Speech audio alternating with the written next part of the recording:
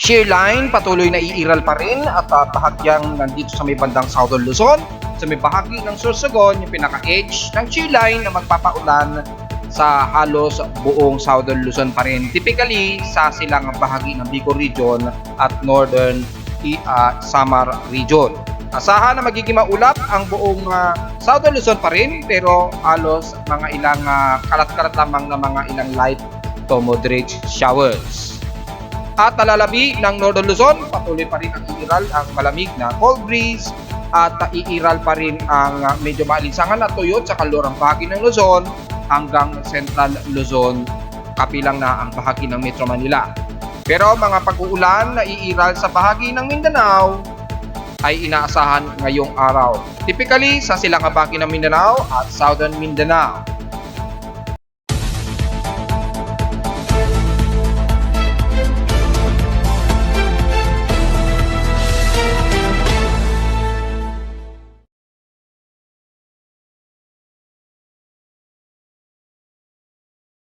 Hello, good morning mga folks. Welcome po muli sa ating Daily Weather Bulletin at Analysis para sa araw ng Sabado, January 6, 2024. Ang oras nating boss from umaga ay alas 10:47 na ng umaga. Stationary pa rin at halos wala pa rin tayong ganap masyado sa ating weather systems. Nanatili pa rin na mga maninipis lamang at umiiral na ating northeast monsoon pa rin at yung ating shear line dyan sa bahagi pa rin ng Southern Luzon na nai-report pa natin kahapon na magpapatuloy hanggang ngayong araw. Nabanggit ko na nga yan, hanggang this weekend ay iiral yan at magpapaulan lalo na sa silangang bahagi ng Southern Luzon at northern part ng Eastern Visayas, dyan sa may Northern Samar area. Magdala na namang ng mga pananggalang sa ulan ngayong araw, pero dito sa bahagi ng Metro Manila at Northern Luzon, patuloy ang medyo overcast at mga gloomy at medyo may mga few clouds ang iiral ngayong araw. Sa ating current conditions, overcast nga po, gloomy, klaro at few clouds lamang umiiral dito sa amin sa Caloocan at makikita sa ating live CCTV snapshots na may maaraw pero may mga ilang kaulapan, iiral pa rin yan dahil sa ating umiiral na northeast monsoon pa rin. Na kapag sa hapon at sa gabi ay iiral ang malamig na simoy ng hangin natin. Sa ating lowest temperature na natala kaninang 6:27 AM, nakapagtala kami ng pinakamababa na lowest of 24.2 degrees Celsius kaninang 6:27 AM. Pero kahapon ay nakapagtala kami ng pinakamataas na medyo maalinsangang temperatura pa rin at 32.5 degrees Celsius. Kahapon ito ng tanghaling tapat at 12:03 PM. Ibig sabihin lamang bahagya pa rin mataas ang ating heat index. Kahapon na nasa 40.7 degrees Celsius ang pinakamataas na init pandama sa amin sa Caloocan. Pero pagtatabi sa mga iba't ibang heat index mula kay Pag-asa kahapon, actually is yung temperatura kahapon ay nakapagtala ng natiling pinakamataas at halos stationary sa may bahagi ng Iloilo City na may 42 degrees Celsius at ganon pa rin sa may bandang Borongan, Eastern Samar naman na may parehong tigpo 42 degrees Celsius ang heat index. Ibig sabihin pangalawa lamang dito sa amin sa Caloocan and the rest ng iba't ibang bahagi ng bansa na may pinaka-matataas na heat index. Lumalabas halos very comfortable ang general natin sa buong bansa dahil nga po sa amihan, lalo na sa bahagi ng Luzon. Sa ating PH extremes in past 24 hours, pagdating naman sa matinding alinsangan, nangunguna pa rin ang Gensan o General Santos City. This time, nasa 35.2 degrees Celsius ang highest temperature sa kanila. At sa Baguio City ay bahagyang tumaas ng konti at 15.6 degrees Celsius pero nanatiling pinakamalamig pa rin ito sa Baguio City sa buong bansa. At pagdating pa rin sa inulan, asahan na natin puro sa silangan ng bansa. Diyan sa may Katarman, Eastern Samar na may pinakamataas na sa kanila na 56 mm na total rainfall. Wala tayong naitalang mga rainfall sa loob po ng isang linggo dito sa Caloocan. So, expected yan. Diretso agad tayo sa outside humidity na nasa highest dryer tayo ngayon na 69% at bumababa pa ito ng 2% since last hour. Pero kapag madaling araw o sa gabi, mataas po ang ating outside humidity na umaabot na po ng 86% hanggang kaninang 6 o'clock AM. So, typically, mga bandang hapon o sa gabi po tumataas yung ating humidity dito sa Caloocan at sa iba't ibang panig ng Metro Manila. Kapag ka sa umaga na medyo maalinsangan, At drier, medyo nagda-dry ang ating humidity na bumababa hanggang 69%. Hopefully, hindi mag-maintain yan. At ang ating atmospheric pressure, dahil sa dryer na rin siguro ng ating northeasterlies, ang ating isobars ay bumababa rin, ay tumataas din rather, na nasa 1,014 hectopascals, kaya nakaka-apekto ngayon sa ating outside humidity. Nasa 1,004 hectopascals ito at slowly lang itong bumababa since last hour. Typically, dahil may amihan pa po tayo, normal po yan. Sa tide at low tide status natin, so far ay natiling maximum tide tayo. Low tide po tayo ngayon. May 7 hours and 12 minutes pa to maximum high tide. So mamayang gabi na po ito ng 6:02 p.m. magiging high tide. So sa ngayon, sa mga mangingisda sa Pampang na Manila Bay, dyan pa rin kayo sa may bandang Bataan o West Philippine Sea kayo, lumayag dahil mababaw pa rin hanggang ngayong umaga sa Pampang ng Manila Bay. At sa ating air quality, medyo moderate po ang ating air concentration. Bagmas po tayo dahil nasa 17.23 micrograms per cubic meter po ang ating particulate matter of 2.5. Hindi po maganda yan sa ating baga ngayong araw, kaya magmas po tayo mga folks. Sa ating almanac, sumikat ang haring araw kaninang 6:22 a.m. at tinasang lulubog ito mamayang 5:40 p.m. Ang ating waning crescent na po na 30% na lamang yung sinag o liwanag sa buwan ay sisikat naman ito kinabukasan na po ng madaling araw at 2:01 a.m. na po ng madaling araw at kinabukasan naman ng tanghaling tapat o halos magkaalauna o 12:58 p.m. na po, kinabukasan na po ito ng tanghali lulubog. At ang ating local weather outlook naman para ngayong Sabado hanggang bukas ng linggo, inaasahang magiging maulap daw ang hapon. So sa umaga medyo partly lamang, pero pagdating ng hapon medyo magiging cloudy o maulap daw ang ating hapon o gabi. So take note yan mga folks, at bukas ng linggo magiging partly cloudy ulit ang ating umaga. So expected sa hapon din ay magiging maulap din pagdating ng hapon. In 2-day forecast natin, ni highest lowest temperature expected maglalaro sa 29 to 31 degrees Celsius and lowest temperature expected ay nasa 24 to 25 degrees Celsius. Diretso agad tayo sa ating ginagamit na near real-time satellite imagery mula sa Himawari 8. Nakikita po natin yung ating infrared heavy rain potential. Mas inuulan ang bahagi ng eastern at southern Mindanao, kaya magdala po kayo ng mga pananggalang sa ulan ngayong araw. Dahil po may umiiral tayo na parang surface trough dito na nanggagaling sa bahagi ng diyan sa may bandang Malaysian o Indonesian Peninsula rather, na nagdudulot ng mga pag-ulan diyan sa may bandang Southern Mindanao at Eastern Mindanao. Typically, mayroong intertropical convergence zone na namumuo sa may bandang Indonesian Peninsula, kaya nagkakaroon ng mga accumulated surface trough sa katimugang bahagi ng Mindanao na nagpapangabot din sa ilang bahagi ng Eastern Mindanao na magdudulot ng mga pag-ulan. At kung sisilipin natin sa water vapor surface map, mataas po ang water vapor sa may bandang Sulawesi, Indonesia, hanggang dyan sa may bandang Northern Maluku rather, ay magdudulot po ng mga matataas na water vapor na magdudulot ng mga pag-ulan sa katimugang parte ng Mindanao at Eastern Mindanao. So masama kababayan natin dyan, sa ngayon, medyo good news yan para at least maibsan ang tinding alinsangan sa Mindanao sa mga nakaraang araw. Magkakaroon po kayo ng mga kalat-kalat pa rin ng mga pag-ulan dyan. Typically, mga ilang moderate and clusterized na heavy rain showers, lalo na dyan sa bahagi ng Surigao del Sur. Pababa na po yan ng bahagi ng Compostela Valley. At madadamay ang halos buong area ng Caraga. So take note at pagdala ng pananggalang sa ulan, bukod sa magiging tinding sikat ng araw anumang oras, dahil clusterized nga po ang magiging ulap lalo na sa bahagi ng Caraga at Compostela Valley at ilang bahagi ng Davao de Oro area.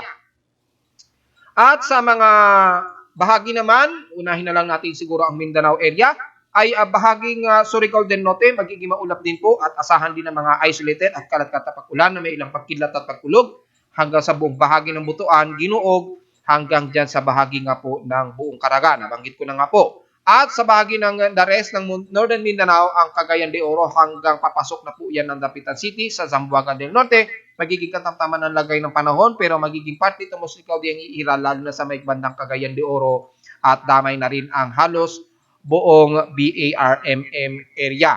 Magdala na lamang ng pananggalang sa ulan just in case magkaroon ng isolated rain showers, pero magdala na rin para na rin sa tinding sikat ng araw, kabilang na ang Bukidnon area dyan sa may Malaybalay pababa ng Valencia City. Pero the rest ng Sorsogon area at Lanao del Sur ay magiging parte ito mostly kaudi lang din dahil may mga cluster po na mga surface trough na namumunga po sa bahagi ng Southern Mindanao mula sa may General Santos City hanggang Sarangani. Despite na mataas ang temperatura dyan, na naasahang aabot din ng 35 degrees Celsius, ay magdala na lamang din ng pananggalang sa inaasahang kalat-kalat na pag-ulan na may ilang pagkilat at pag-ulog sa buong Sorsogon area mula General Santos City, Sarangani, pataas na po yan ng Cotabato City. And the rest ng Davao del Sur, magdala din po ng pananggalang. Expected din ang mga isolated rain showers na may ilang pagkulog at pagkidlat, lalo na dyan sa may bandang Panabo at Davao City ngayong araw.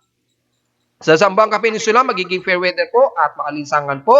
Magkaroon man ng mga isolated rain showers typically dahil lamang sa mga cluster clouds na ito mula dito sa may Indonesian Peninsula na magpapang-abot hanggang dyan sa bahagi ng Basilan at Ulu-Sulu. Magkaroon man ng isolated rain showers, typically pabugso-bugsong mahihina lamang ito at magkaroon man ng mga moderate showers, hindi naman nagtatagal at na tumitigil din kaagad. And the rest ng Visayas area, dyan sa kanlurang bahagi, na-restore na raw po umano ang kuryente sa buong Panay Island. So hopefully, hindi na ito magloko. Inantay nyo pang magwala itong si Senator Rapi Tulfo para mag-restore ang kuryente sa Panay Island. Kailangan pa siguro may magwalang senador para ma-restore po ang mga kuryente ninyo dyan. Ano ba nangyayari dyan sa NGCP? Buti na lamang at na-restore ka agad kung hindi kayo sisigawan sa galit o sama ng loob ng ating isang butihing senador. At ngayon, so far, magiging maaliwalas at palinsangan po ang buong Panay Island sa nawalan ng kuryente so far. At magiging mainit po. Kaya nung nagka-brownout, tinding init po ang nadarama ng mga kababayan natin sa halos buong Panay Island, kabilang na ang Iloilo at Guimaras Island.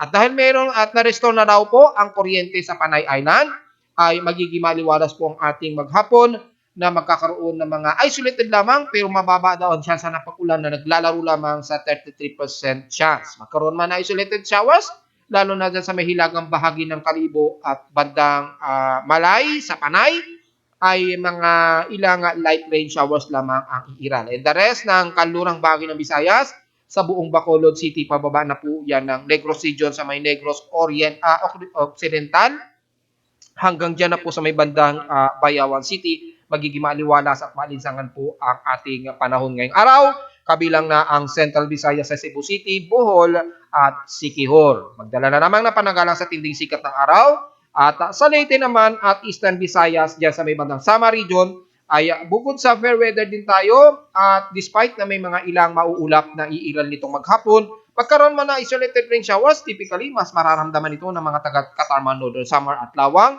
hanggang Cabayog City nitong maghapon. Paghandaan na lamang ng magdala ng pananggalang sa ulan anumang oras. Dahil yung sea line nga po umiiral dyan pa rin sa pagitan ng Sorsogon at Northern Samar, pero medyo manipis na po ito, numinipis na po ito unti-unti. Dahil pa rin sa umiiral natin na eastern list sa may bandang Eastern Visayas at dito sa may bahagi ng Southern Luzon, umiiral pa rin ang ating manipis na amihan, kaya nagkakaroon pa rin ng accumulated sea line sa pagitan nito ng Southern Luzon. Magkakaroon pa rin ng mga inaasahang mga ilang light to moderate showers. Potentially heavy rain showers naman just in case nitong maghapon o sa gabi, so paghandaan na lamang ng mga taga Southern Luzon. Pero magiging maaraw pa rin despite na magiging cluster ang magiging maulap sa buong bahagi ng Southern Luzon, kabilang na ang buong Bicol Region area mula Sorsogon, pataas na yan ng Catanduanes, Iriga, Naga, hanggang dyan sa may bandang Camarines Sur. Pero pagkasama ang bahagi ng Romblon at Marinduque, magiging maliwalas naman tayo dyan, hindi masyado ulanin, typically isolated rain showers lamang ang iiral, typically mga mahihinang pag-ulan. At sa buong bahagi ng Mimaropa, mula Mindoro hanggang Palawan, pero dyan sa bahagi ng Puerto Princesa, papaba ng Brooks Point, magiging maulap po ang himpapawin niyo dyan. Siguro magkaroon ng mga isolated rain showers at localized thunderstorm. Dyan sa bahagi ng Puerto Princesa, paghandaan na lamang ng mga pananggalang sa ulan, kahit na ito ay panandalian lamang. Pero magiging maliwalas at malinsangan sa buong Mindoro area hanggang Coron, Palawan. So wag po masyado magbibilad. And the rest ng dyan sa may bahagi ng Calabarzon, mula dyan sa may bahagi ng Batangas, Laguna area ay magiging maliwalas. May ilang kapatid cloudy to mostly cloudy ang ating magiging maghapon. Kabilang na ang buong Quezon Province sa silangan ng Luzon hanggang Pulilo Island. Pataas na po yan ng Northeastern Luzon dahil hindi masyado nagka-accumulate yung mauulap dyan sa himpapawarin ng Northeastern Luzon.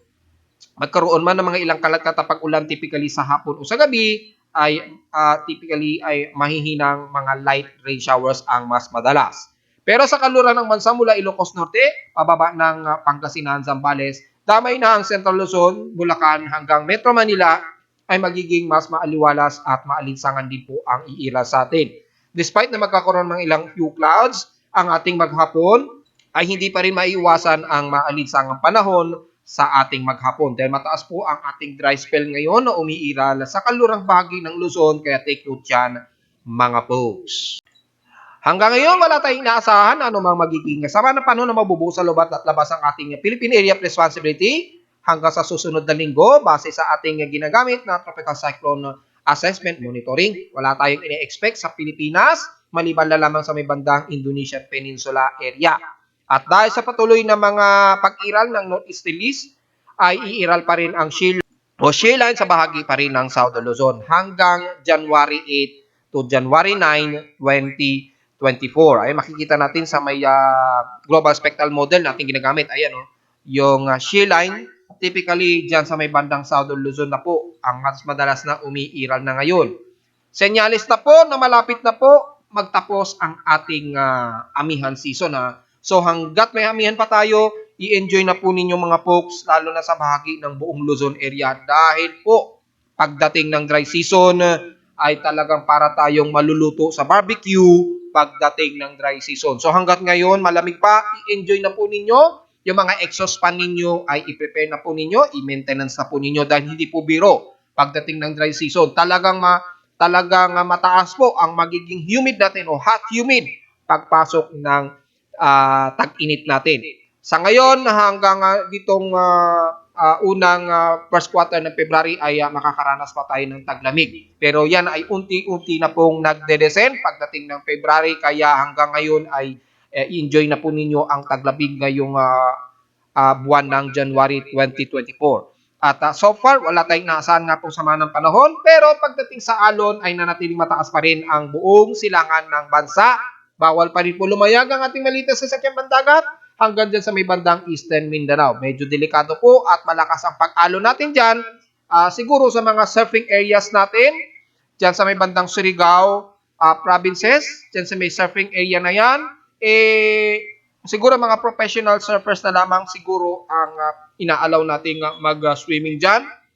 Pero sa mga kabataan natin medyo delikado pa pong pumalaot dahil umaabot pa rin sa 1.25 meters ang inaasahang alon dyan hanggang sa bahagi nga po ng Batanes to Papa Island. Sa kaluran naman ng Northern Luzon, medyo delikado pa rin. Pero between 5 nautical miles approximate, medyo kaya-kaya na pong lumayag dyan hanggang dyan sa may bandang La Union.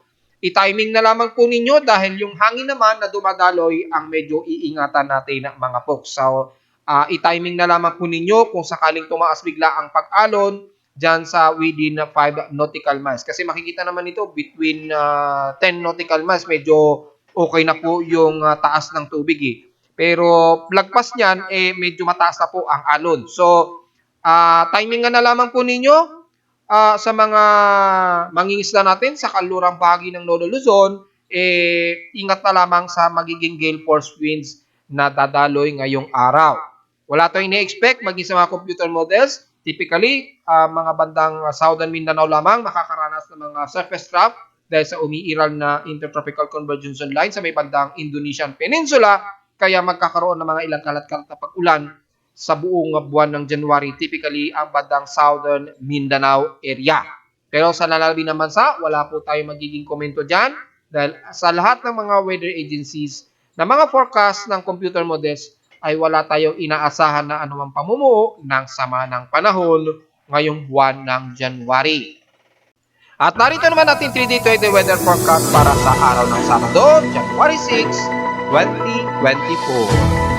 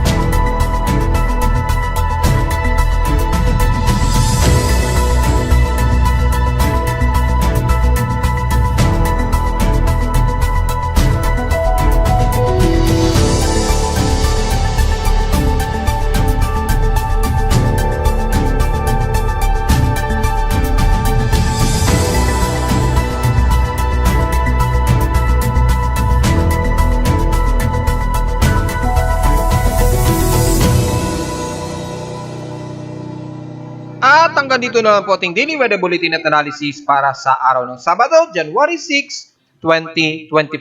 Huwag po kalimutan na mag-like, share, subscribe po sa ating YouTube channel at visit lamang anytime sa aking website na www.pimoweather.com para sa mga detalye na gusto nyo malaman, lalo na sa weather systems natin na halos stationary lamang na hindi natin nabanggit ngayong umaga. Visit lamang lalo na sa mga gustong malaman ang lagay ng ating solar activity, volcanic activity at sa ating thermal water thermal o sa sea surface temperature. Sa dashboard pa lamang malalaman nyo na po kaagad. At sa mga ilang data feeds mula sa iba't ibang weather agencies. Maraming salamat po mga folks at magandang araw po sa ating lahat.